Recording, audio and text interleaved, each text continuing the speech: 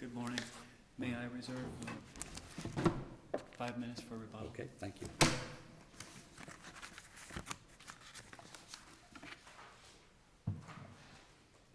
May it please the court?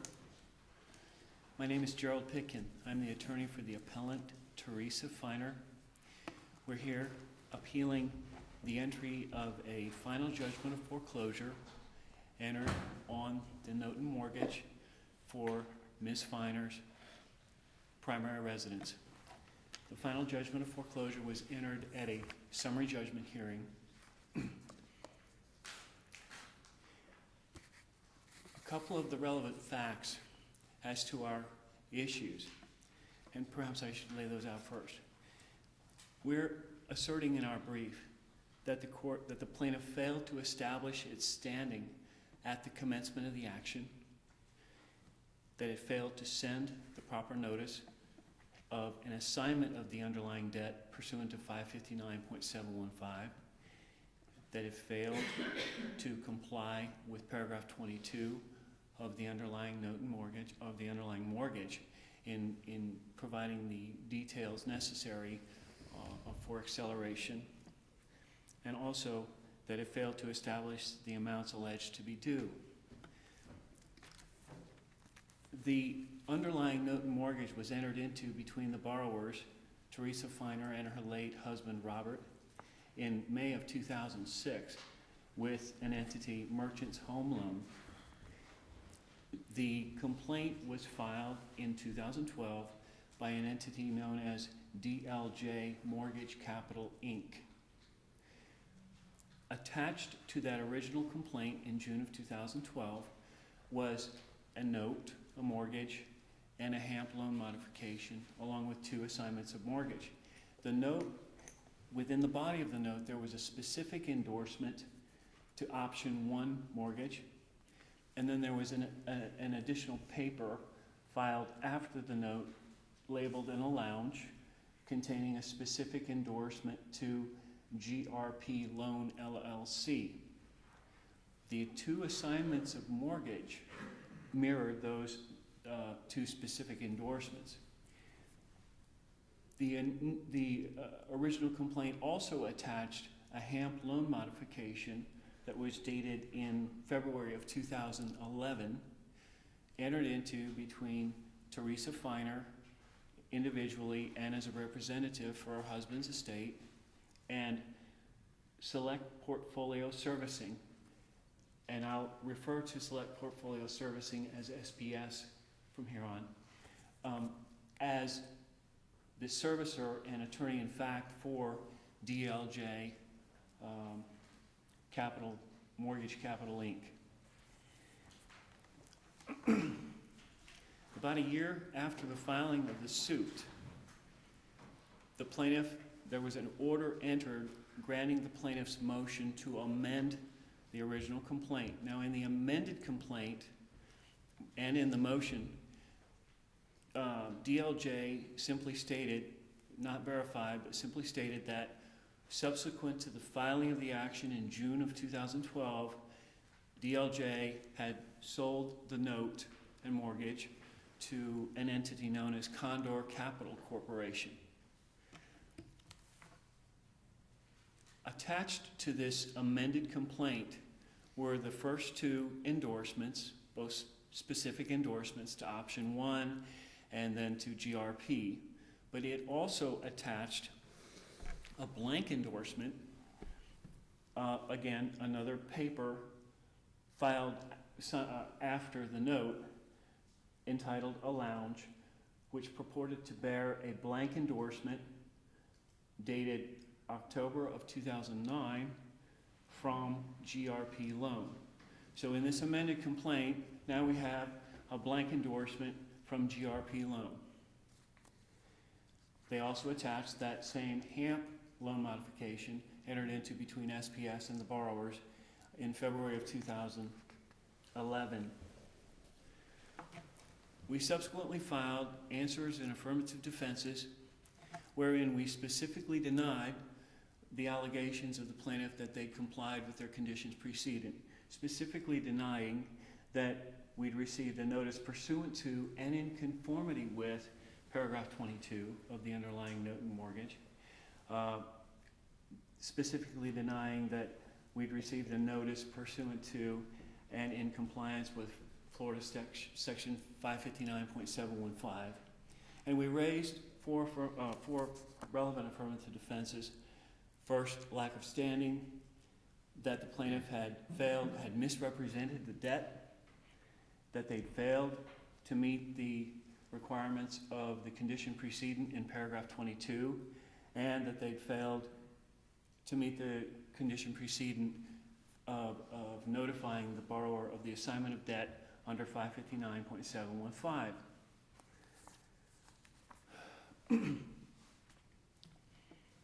When the plaintiff filed its motion for summary judgment in January of 2014, they attached thereto, for the first time, an assignment of mortgage dated October of 2009,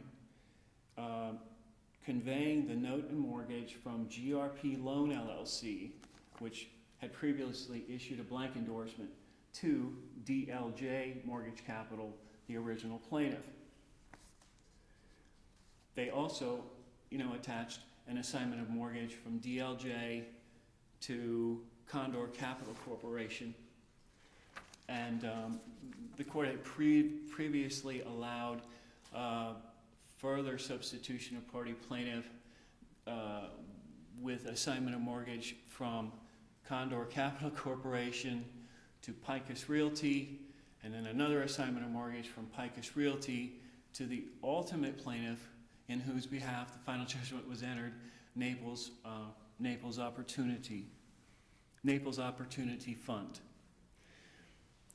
The issue that occurred, and what we're arguing today, was with respect to an affidavit filed by the plaintiff from SPS. And they filed that in May of 2014, timely filed before the hearing in June on the plaintiff's motion for summary judgment. In its affidavit, SPS asserted that it was the mortgage servicer and attorney-in-fact for DLJ, the original plaintiff. They attached a power of attorney supporting their position as attorney-in-fact and servicer. They stated, Dana Crawford for SPS stated in her affidavit that SPS was the servicer for DLJ, who was the holder and owner of the note and mortgage at the time of default, which was, again, November of 2011, and was holder and owner of the note and mortgage at the time of filing the suit in June of 2012. It attached, for the first time in this case, what was reported to be a copy of the default and acceleration letter sent by SPS to the property address. And they said specifically that the default letter was prepared by SPS and sent by SPS via certified mail. The letter attached to that affidavit doesn't indicate whether it was certified mail or first-class mail. There is a piece of paper in front of the copy, what represented to be a letter, copy of the letter, which must have been an envelope, maybe, that does reference first-class mail. But the affidavit itself says they sent it certified mail. Most importantly, in the attached letter, SPS dated December 23, 2012, SPS does not in any way, shape, or form reference DLJ, the exact name, DLJ Mortgage Capital, Inc. DLJ Mortgage Capital, Inc., remember, was the original plaintiff, represented to be the owner and holder of the note and mortgage at the time of the filing of the suit in June of 2012. So this letter predates that by about 6 months. But most importantly, on page 2 of that letter, SPS specifically states, SPS services this mortgage for Credit Suisse. in care of Select Servicing. Going back to that power of attorney, Credit Suisse was nowhere mentioned anywhere within the four corners of that document. This letter attached to the affidavit, which I believe was properly authenticated through that affidavit for the purpose of summary judgment under 1.510E, is contradictory evidence. The standard of review under a motion for summary judgment is well established in this district, and that is that the plaintiff, through the pleadings, depositions, answers to interrogatories, and affidavits, must conclusively show that there is no genuine issue of material fact, or that there isn't a possibility of an issue of fact, or that the slightest doubt doesn't exist as to the possibility of an issue of fact. The court... Remind me how you teed this up below when the letter refers to Credit Suisse. Well, it's pretty straightforward. The affidavit and the representations of the plaintiff, DLJ, going as to the standing at the inception of the case, all those documents, they support that DLJ was the owner and holder of the note and mortgage at the time of the filing of the suit. Okay. But in the letter that SPS asserts was sent to the borrower, And that's the acceleration. the acceleration Okay. letter, they don't reference DLJ in any way, shape, or form. They specifically say SPS serviced the mortgage for Credit Suisse. So under the summary judgment standard, viewing every possible inference in favor of the non-moving party, and looking at the record to see whether or not there's a slightest doubt that an issue might exist, there is the slightest doubt that an issue might exist. That this letter contradicts DLJ's position, the original plaintiff, that it had standing at the inception of the suit. In the answer brief, the defense had, or the plaintiff rather, had made reference to some private website containing a 388-page PDF document that states that SPS is a subsidiary of Credit Suisse. Even if that's properly before the court, and I would respectfully submit that it is not, but even if it was, that wouldn't shed light on the conflicting evidence. SPS clearly is a separate legal entity from Credit Suisse. Whether they're interconnected as a subsidiary of one another, they're separate legal entities. What is the conflict if the dispositive issue is whether or not they were standing at the time of filing the lawsuit? Well, in order for a plaintiff, first of all, standing has to be established at the inception of the lawsuit. And standing has to be established by the ultimate plaintiff in whose behalf the judgment is entered. Let me be clear as to what the point is. Yes, Your Honor. Wouldn't, at most, giving it the most liberal reading this letter just create some kind of a conflict as to who had standing at the time the letter was sent, which was before the inception of the lawsuit? Yes, Your Honor. It and does based create... upon that inference, you believe that leads to the inference that there is now a question as to who had standing at the time of the lawsuit? Yes, Your Honor. Okay. Because all of the documents that DLJ is relying on occurred some 2 years prior to that. About 12 months, 11 months prior to the filing of the letter, or the date of the letter, December 23, 2011. 11 months prior, in February of 2011, there was the HAMP loan modification entered into between SPS on behalf of DLJ and the borrower. But there's a gap. There's a gap in time of any documentation from February of 2011 all the way up to June of 2012 when the lawsuit was actually filed. And in the interim, there's a letter from the servicer and attorney in fact stating that somebody else, some other entity that they are servicing the loan for some other entity identified as Credit Suisse. So that creates that doubt as to whether or not, first of all, DLJ had standing at the inception, and secondly, under 559.715, whether they were obligated to provide a notice of the conveyance of the debt.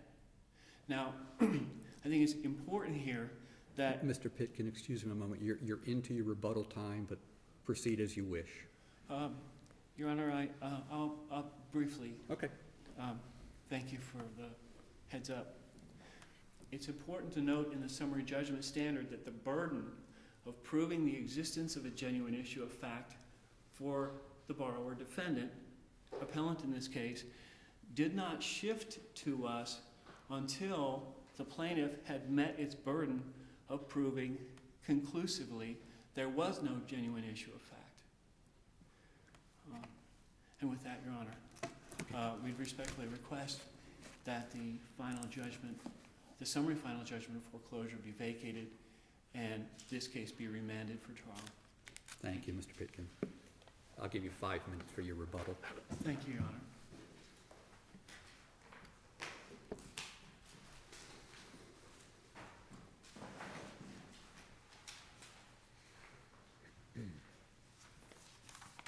Good morning. Good morning. Michael Stevens on behalf of the Appellee Naples Opportunity Fund, LLC. Your Honors, very briefly, I'd just like to address Judge LaRosa's question about how that issue was teed up at summary judgment related to Credit Suisse. The bottom line was it wasn't. It wasn't raised in the affirmative defenses. It wasn't raised in the response in opposition to the motion for summary judgment. It wasn't argued at that hearing. The first time, actually, that it was ever even mentioned was in the appellant's motion for rehearing. Our position would be that it's not properly before the court, but even, as I'll get to later in this argument, that really is just a red herring, that whole Credit Suisse argument, because it doesn't defeat the burden that was met at summary judgment and the record evidence that the judge considered at that time. Now, the threshold issue, which I think obviously is what everyone needs to look at first, is the issue of standing. And I agree with opposing counsel. Standing needs to be looked at 2 points unless you've got the same party all the way through, which is, did you have standing when you started? Did you have standing when you ended? And in this case, the record evidence, as we would submit to this court, as we did to the lower court, is that DLJ did have standing at the time that it filed the complaint.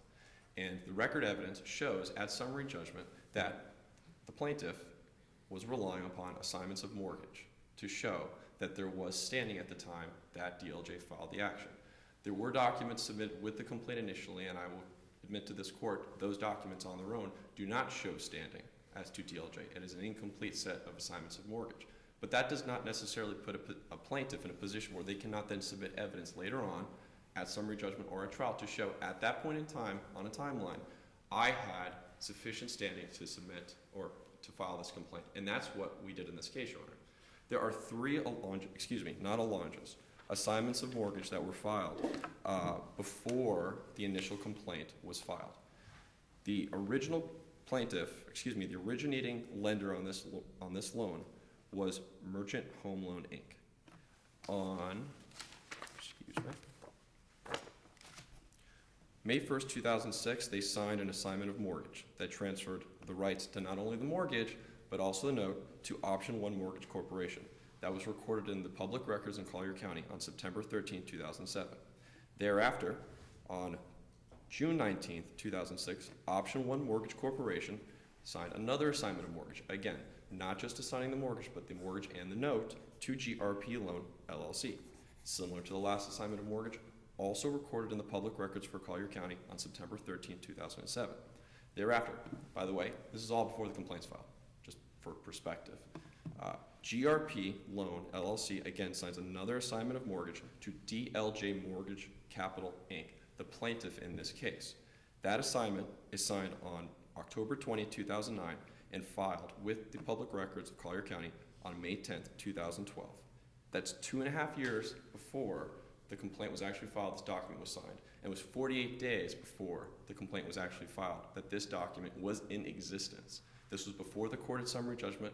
It hasn't been contested that this document was what it says. It was in the public records. This was what we based our original standing on when DLJ filed its complaint.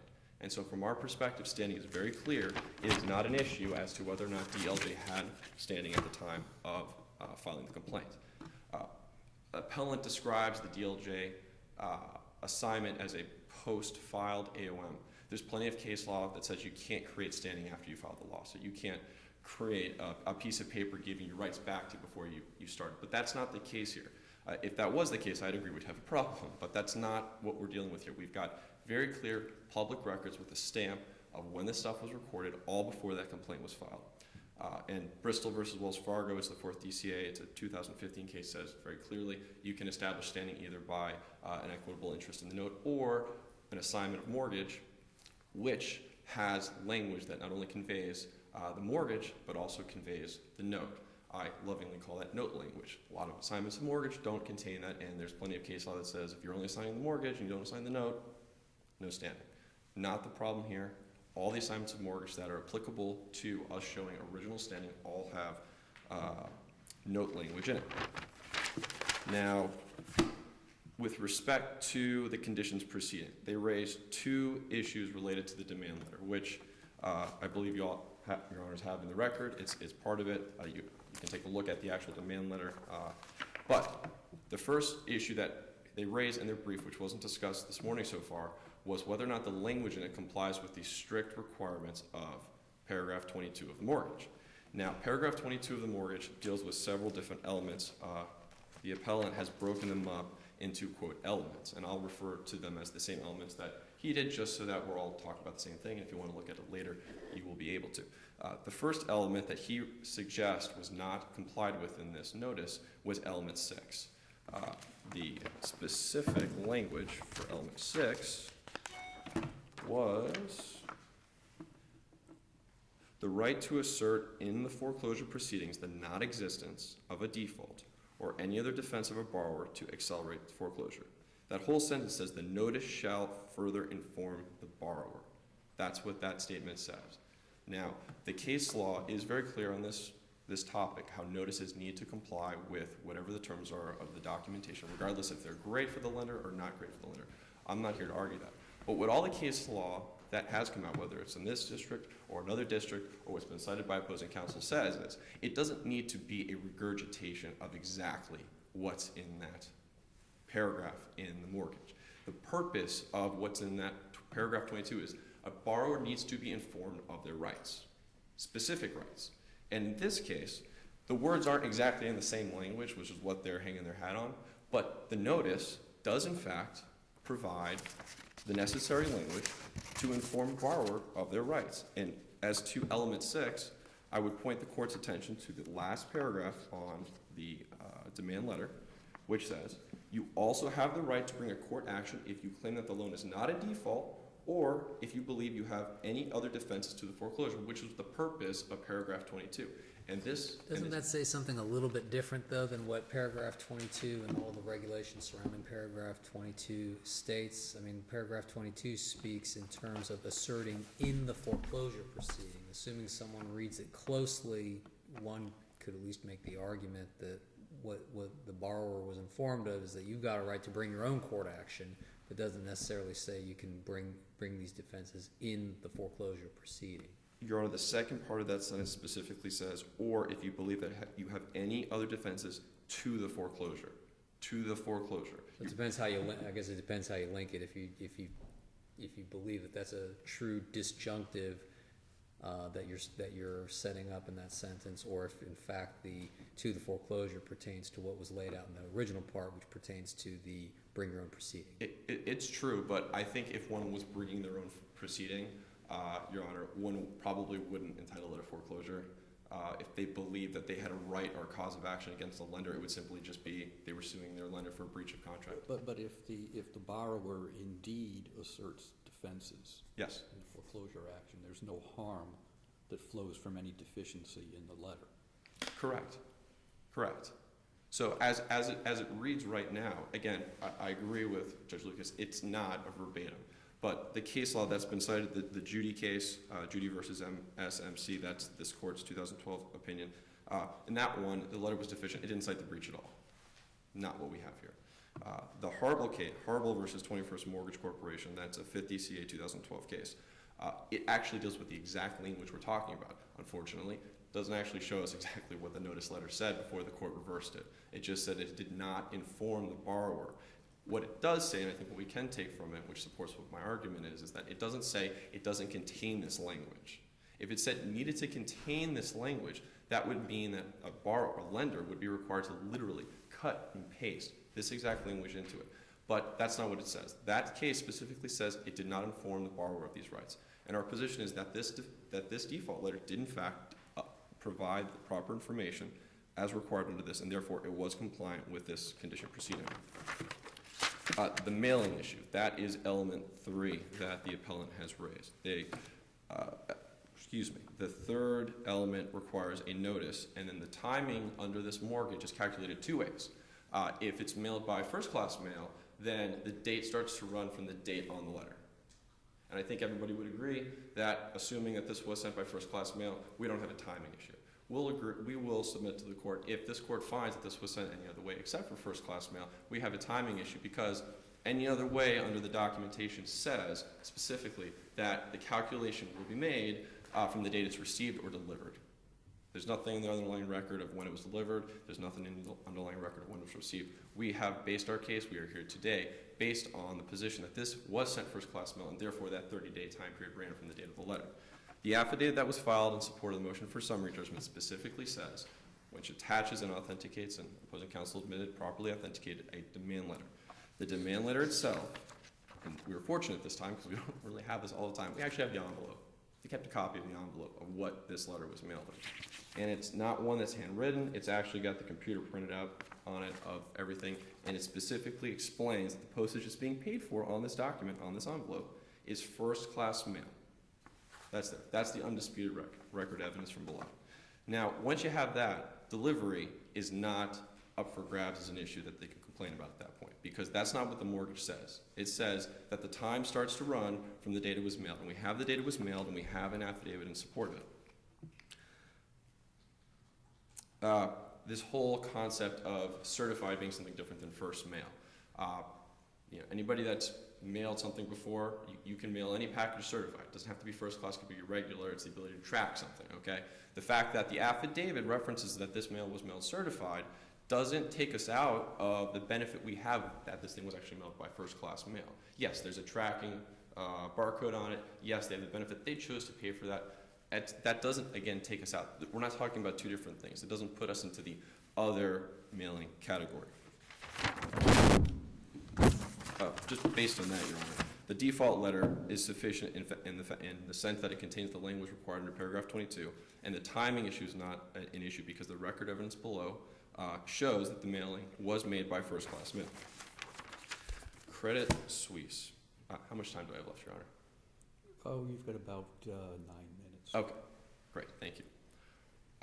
First and foremost, as I mentioned before, this was not raised in the affirmative defenses. This was not raised in a response, but be that as it may, I have no problem dealing with it. The court really needs to take a look at that line in this demand letter that references Credit Suisse.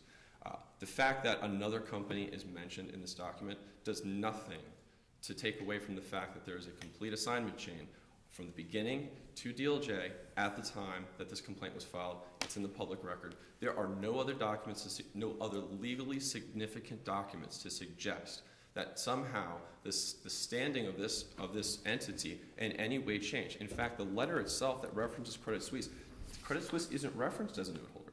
It's not referenced as anybody that has an interest. If the issue were raised or there was an objection made at the hearing, would you agree that there's a problem about whether or not there's another entity that may claim an interest in the note? If the objection was raised just based on a name in the default letter? Yeah. I would not agree that in essence would create an issue of fact as to who held it. Because what we did was we showed the court using substantive competent evidence that this is where it started, this is where it got, based on assignments of mortgage. All right? They had an opportunity to discover. If they felt that there was something there, they did do discovery. There was no discovery done at Credit Suisse. There was no depositions taken on that issue. Everything that we had, everything that we put before the court was from a legal basis. It went from point A to point B at this time. The fact that SPS, DLJ's servicer, mentioned that this servicer for mortgage for Credit Suisse doesn't have a legal significance as to whether or not they had the right to enforce the note at that time. It'd be like one of us having a mortgage with Wells Fargo Mortgage, and then we don't pay our mortgage one day, and we get a letter from Wells Fargo, not Wells Fargo Mortgage, or something like that. You know, that on itself doesn't necessarily take away from the fact that you have paper with Wells Fargo Mortgage, that if a lawsuit ever gets filed, you know, Wells Fargo Mortgage better be as the plaintiff on that case, because you have the paper with that. They're the ones who you're in privity with. That's what it is. In this case, there was nothing on the lower level that suggested that Credit Suisse had anything to do with this other than the fact that they were involved at some point, but not holder of the note, not with an interest in the note. That's a presumption being made by them in an effort to cloud up the standing issue. Again, Your Honor, I would submit that there is nothing in the record below that suggests otherwise than the assignments of mortgage between the three entities leading up to filing the complaint. And then I don't think anybody's disputing the fact that my current client had proper standing at the time final judgment was entered, because we stood there in court with a blank endorsed note and holder of the note at that point. There has been an argument made in any of the briefs so far. So that part of standing is established. All right. As to the issue with the statute that opposing counsel suggested was not complied with respect to notice of the assignment. Two things with that. First of all, you'll notice in their brief they don't cite any case law that actually suggests that that notice statute applies to a foreclosure of a residential mortgage. That I was unable to find any, they were unable to find any. I don't think it exists. But be that as it may, the fact that the document that is being foreclosed on, the document that my client is claiming breach on, is the modification agreement. The modification agreement was entered into by DLJ and his client to modify the terms of all the original debt and basically bring it up, saying, I acknowledge I'm the lender, I'm the borrower, I haven't paid, here's the amount I owe. If you look at it, I've hit rough times. I can't pay, but we're gonna work it out with you. Here's the deal. You sign this, you comply with these 4 provisions, you get going, we're all good, we move forward, we forget about what's happened. They did that, and then that was the document that was breached. There was no assignment after that point to anybody else, which would have triggered, hypothetically, if the statute applies, to a requirement to send out another notice. DLJ was the party to the modification agreement. DLJ was the party who brought the action. There was no requirement to send another notice letter, and therefore, Your Honor, we don't believe that that would be a basis to deny, would have been a basis to deny summary judgment. Last issue deals with the allegation that we did not properly establish the amounts that we're due and owing. For Your Honors, having dealt with plenty of foreclosure cases, I have dealt with plenty of foreclosure cases. There are 2 issues that are always ringing the bell in these things. You either don't have standing, or you can't authenticate your documentation to prove up the loan history. And the reason is because in the past 7 years since the crash, these pieces of paper keep moving from owner to owner to owner. Starts with Wells Fargo, then it's with SunTrust, suddenly it's now with a private investor we've never heard of. Private investor you've never heard of is now foreclosing on the note, but they're relying upon Wells Fargo's documents. Really hard to prove it up if you don't have somebody from Wells Fargo. People try all the time to use the current person to come in and say, look, business record. Boom, boom, boom, boom, boom. I know how it was created, I reviewed it, obviously it must be authenticated. What we've done in this case, and as well as other cases, because we hate that issue, we don't ever want to be before any of you arguing this thing, is we go to the horse's mouth. We go to the party that was actually processing the payments. The party that was actually accepting, putting them in the computer, the person that's sitting there, when they don't have a payment, they're the ones that hit the button on the computer that registers it in their records. They're then the ones that actually send out the default letter. That's what we did in this case. And that's why we got an affidavit from DLJ servicer, SPS, to tell us what was the amount that was due and owing at the time of the breach, what was the amount, when did they stop paying. That's why we had them authenticate the demand letter. I didn't have my client authenticate the demand letter, because that would have been an evidentiary issue. But they make a whole to-do in their argument to say, look, this is the person that's foreclosing right now. They're not even the ones that are supplying the affidavit in support of the amounts due and owing. That's right. And we did that on purpose because we didn't want to have an evidentiary issue, and we believe that that is the most competent evidence, because if you don't have the person creating the records supplying you with the affidavit, who can you possibly have authenticate those type of documents? So, Your Honors, with that, unless there are any other questions, I will conclude my argument and submit that the burden was met at summary judgment, that the competent Substantive evidence that was submitted shows that standing was appropriate at filing, at summary judgment, that the amounts due and owing were met, that the default letter was properly prepared and sent out first-class mail, and we would ask that this court affirm the lower court's ruling. Thank you. Thank you. Mr. Pitkin?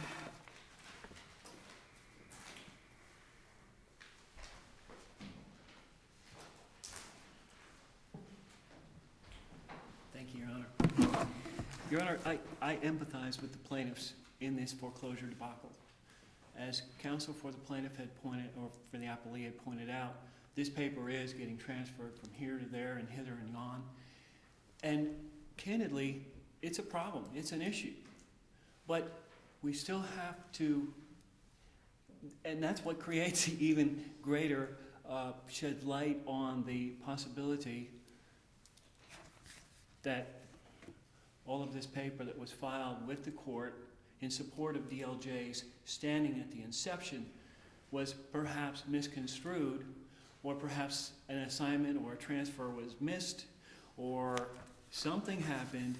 In any event, we have a question of fact based upon their servicer's comment, statement in the letter that they're servicing the mortgage for Credit Suisse. Clearly, there's another party. Based simply on the documents that they've presented to the lower court in support of their standing, I concede. Clean, straightforward, with the exception of the party that knows the most about this loan, and that party was SPS, the one specifically authorized under power of attorney and probably contractually to collect money and remit to the proper party.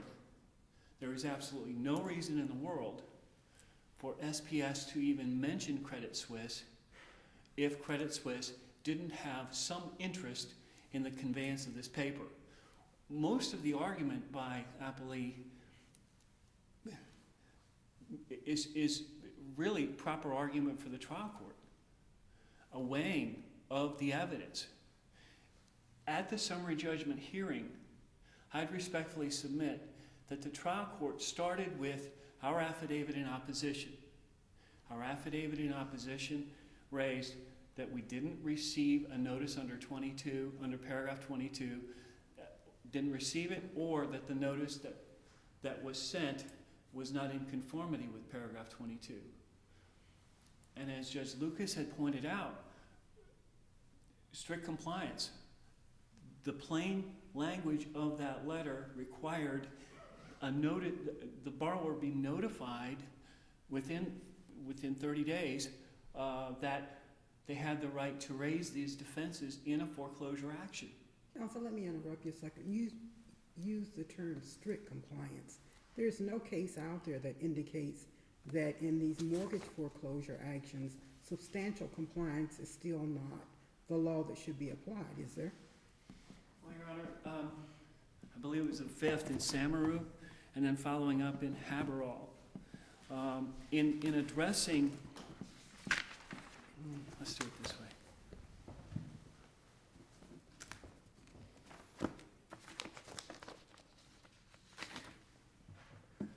Samaru rejected the appellee's argument that substantial compliance was the proper evaluation method. Then Haberall came along.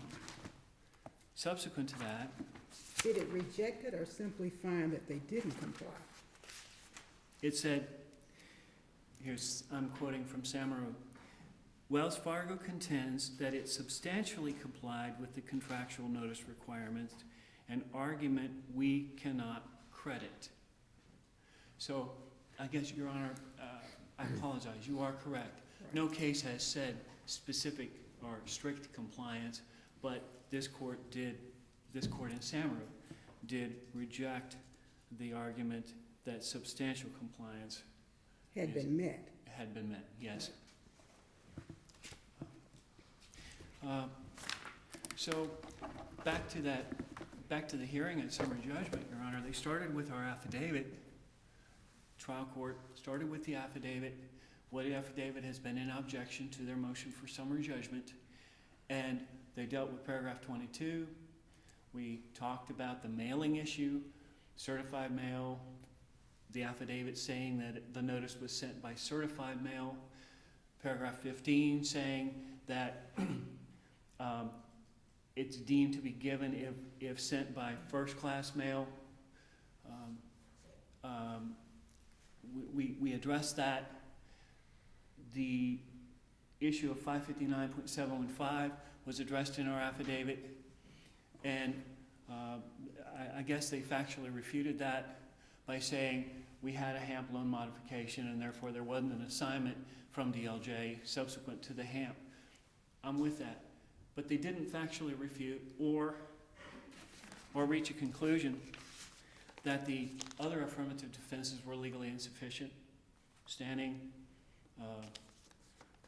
misrepresentation of the debt, and further, when the trial court judge realized that the notice was sent pursuant to the SPS affidavit December 23, and the complaint had not been filed until June of the following year, it was the end of the story. He denied my objection and entered final summary judgment in favor of the plaintiff. You're going to have to wrap it up, Mr. Pitkin. Thank you, Your Honor. So with that, Your Honor, I think there are triable issues of fact.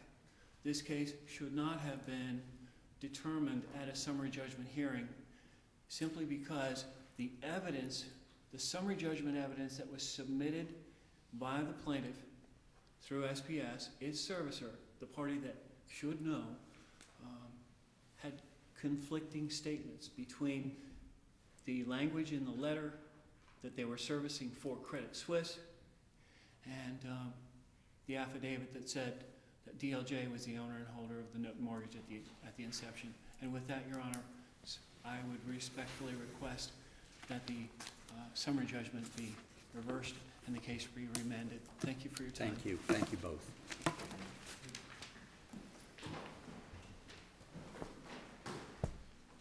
The next case on the